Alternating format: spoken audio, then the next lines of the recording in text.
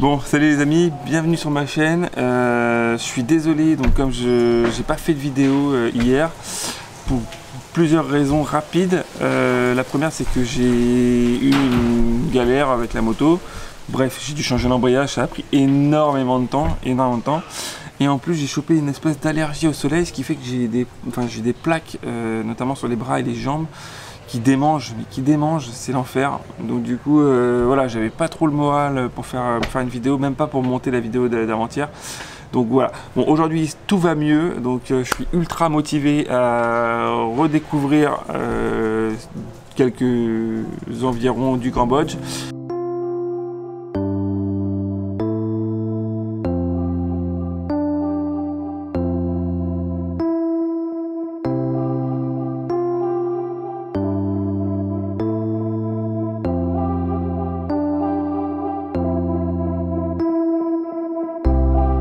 Bon les amis, bien arrivé au Artbox de Siem Reap. Donc en fait c'est un espèce de petit musée, ouais, où en fait tu viens voir des trompe-l'œil et en fait en fonction de l'angle de vue de la photo, bah, il apparaît certains trucs. Donc je vais essayer de faire pas forcément des photos mais des clichés dans ma vidéo pour qu'on essaie de se rendre compte ensemble après bah, comment ça rend ces trompe-l'œil. Ça résonne beaucoup, j'espère qu'on va bien l'entendre. Par contre, petite information, c'est un peu cher, j'ai payé 10 $ l'entrée. Ok, j'espère que ça en vaut la peine, mais bon, 10 $, c'est pas donné. Et en plus, ce qui est marrant, c'est que je suis en chaussettes. Oui, je dois être en chaussettes, je vous montre. Voilà, je dois être en chaussettes dans tout le musée, donc c'est trop chelou. Ça m'a... Enfin, ok, why not. Je pense que c'est pour pas abîmer les décors. Peut-être que des fois, tu dois monter sur des meubles ou ce genre de choses. Donc bon, c'est assez fun. Donc voilà, allez, c'est parti. Petite visite de Artbox à Siem Reap, musée Trompe-l'œil.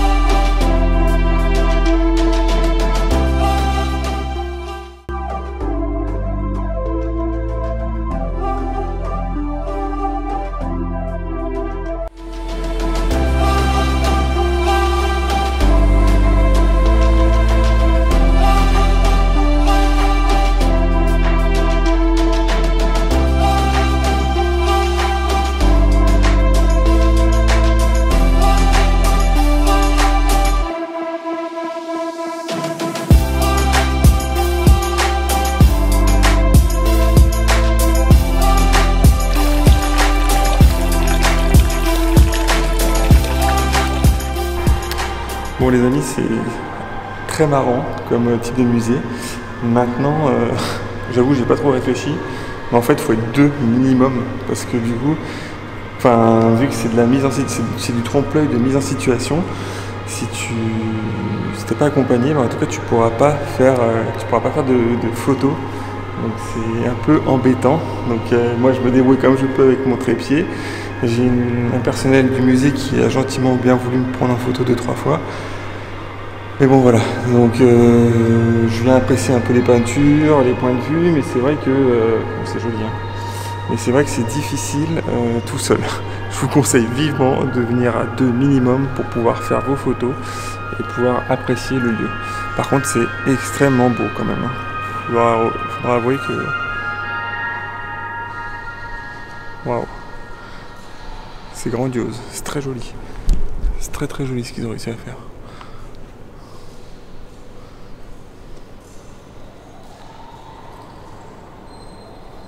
Très très joli.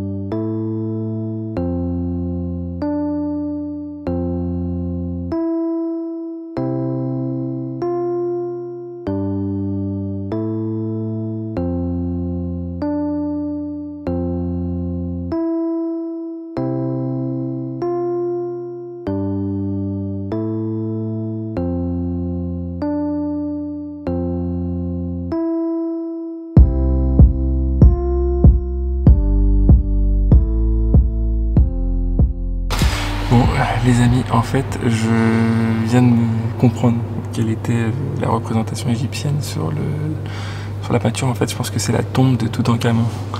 Je pense. Je suis pas sûr, mais avec une date en 1840, ça doit être à peu près la date à laquelle il a été découvert, si je ne me trompe pas. Alors, je fais vraiment en mode YOLO, hein. Je suis pas en mode j'ai été voir sur internet et tout. Vraiment, j'interroge ma mémoire.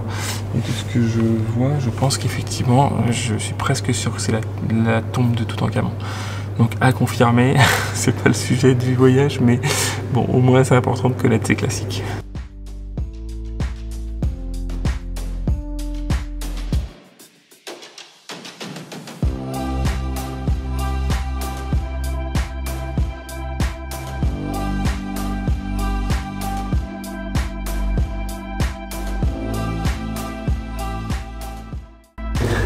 Les amis, qui a dit qu'il n'y avait pas de Nel encore et au Cambodge?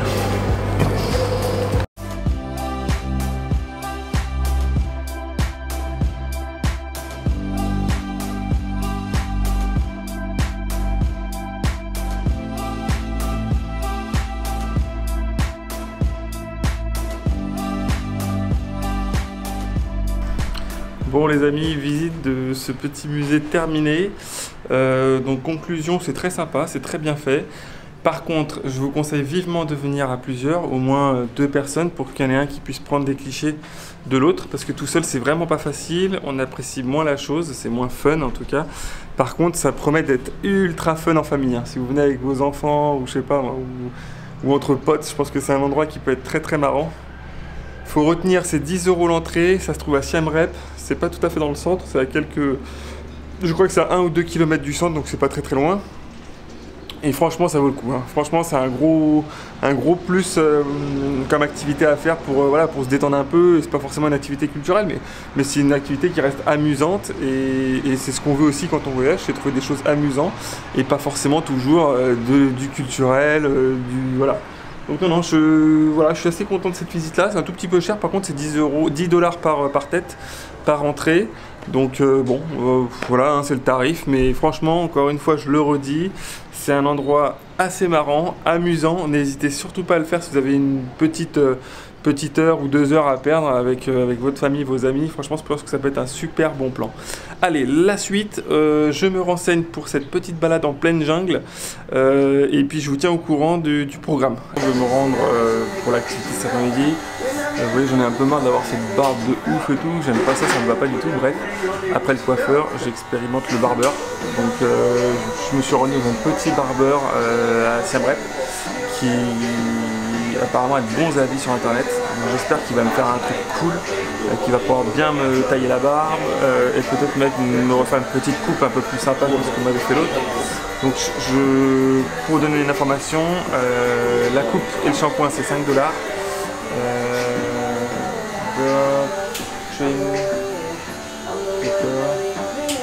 Il faut compter environ 2 $ pour la barbe, donc c'est une coupe qui va me revenir à environ 5-7 $ maximum.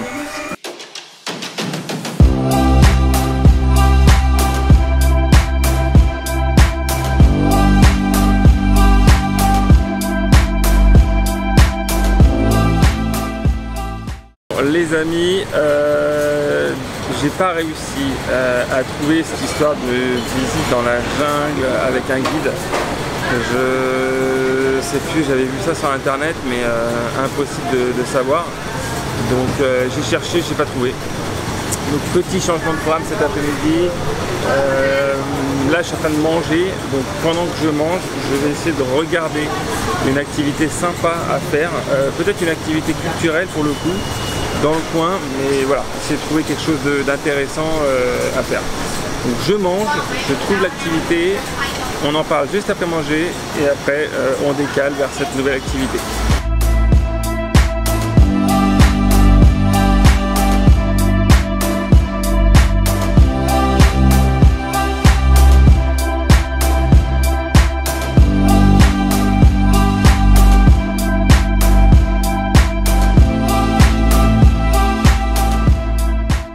Les amis, je vous ai préparé une petite surprise.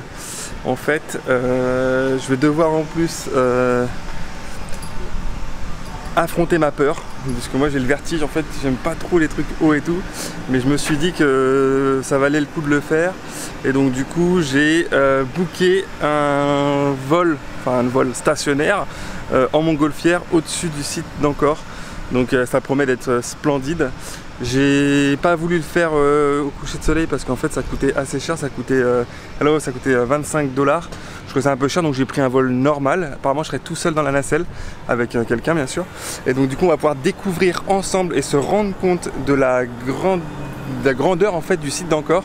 Et donc je suis assez content, je suis assez excité. Je pense que c'est quelque chose qu'il faut au moins faire une fois dans sa vie. Donc voilà, on va faire ça ensemble, on va découvrir ensemble le site d'Angkor vu du ciel. Ça promet d'être superbe.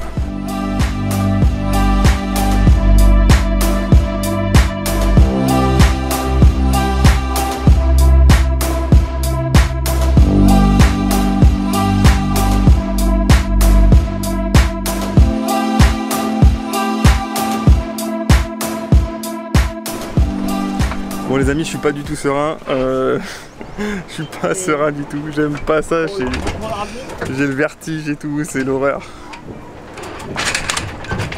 Ça bouge dans tous les sens. Oh, j'aime pas ça, putain. C'est horrible la sensation. Ah, c'est pire qu'une montagne russe. Bon. Je suis pas du tout, mais pas du tout serein. Faut pas que je regarde en bas, je crois que c'est ça la règle, faut pas regarder en bas. Oh là là. Ouais, bah... Je suis pas serein. Ça bouge dans tous les sens, c'est horrible. Bon. Ah oui, c'est splendide, je vois d'ici le temple d'Angkor. Allez, on regarde ça ensemble.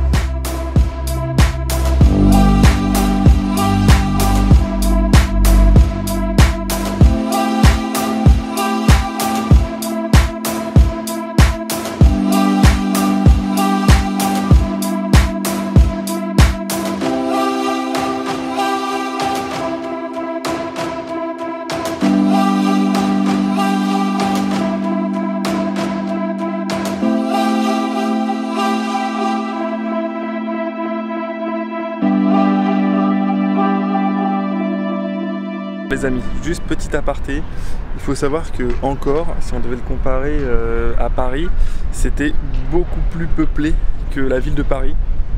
En fait, c'était une cité qui abritait, alors je ne vais pas dire de bêtises, je crois, mais plus de 300 000 personnes, donc ce qui est juste énorme.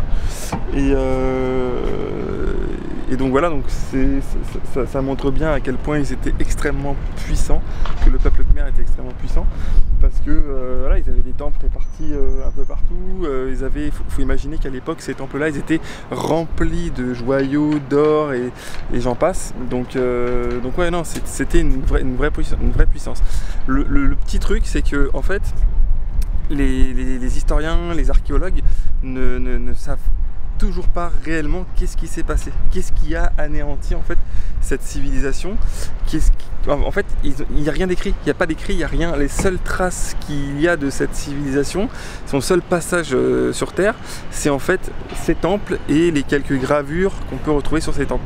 Mais il n'y a rien, il n'y a pas d'écrit, il n'y a absolument rien qui peut aider les archéologues et les historiens à retracer l'histoire complète de ce peuple, en fait, qui aujourd'hui un des plus grands mystères de l'humanité, justement, c'est comment ils ont disparu, en fait. Comment une puissance aussi importante que ça et puis disparaître aussi rapidement, en fait, en laissant derrière eux la totalité de leurs biens. Enfin voilà, donc c'est un mystère parmi tant d'autres. Donc voilà, je voulais juste un peu vous refaire rapidement le tour d'Angkor avant que je parte du Cambodge. Je trouvais que c'était vraiment un endroit assez mythique, important. Donc voilà, c'était pour le petit mot de la fin de mon voyage à Siem Reap. On se revoit plus tard, ciao les amis.